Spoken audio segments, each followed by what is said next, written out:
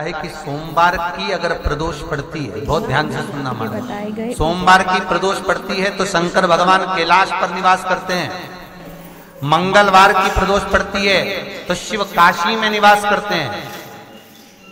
बुधवार की प्रदोष पड़ती है तो शिव रजत भवन में निवास करते हैं। गुरुवार की प्रदोष पड़ती है तो शिव गंगा के स्थल पर निवास करते हैं। शुक्रवार की अगर प्रदोष पड़ती है तो शिव नीलकंठ पर विराजमान होते हैं। शनिवार की अगर प्रदोष पड़ती है तो शिव शमी के वृक्ष के नीचे रहते हैं। और रविवार की जब प्रदोष पड़ती है तो शिव बेलपत्र के पेड़ के नीचे निवास करते हैं। महाराज, ये एकादशी शंकर से कह रही है कि आपका स्थान ये नहीं कि आप कैलाश पर मिले, उस वार को, उस तिथि के दिन, उस अनुकूल।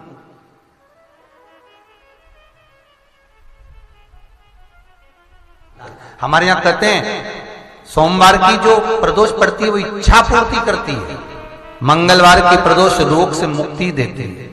बुधवार की प्रदोष कामना की पूर्ति करती है। गुरुवार की प्रदोष शत्रुओं का नाश करती है। शुक्रवार की प्रदोष सुख और शांति देती है। शनिवार की प्रदोष संतान का सुख देती है। और रविवार की प्रदोष जो काम दुनिया में कोई नहीं कर सकता वो अचूक फल की प्राप्ति रविवार की प्रदोष करा देती है। महाराज, ऐसी प्रदोषों का नियम वर्णन किया चाहिए। भगवान कहते ठीक है, तू थोड़ी देर के।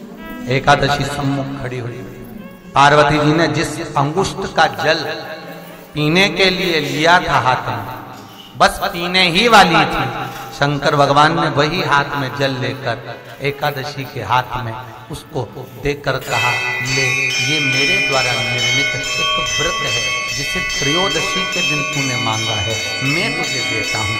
आज इस व्रत का फल मैं तुझे प्रदान करता हूँ। अब तू जिस जीवात्मा को लेकर जाएगी उसका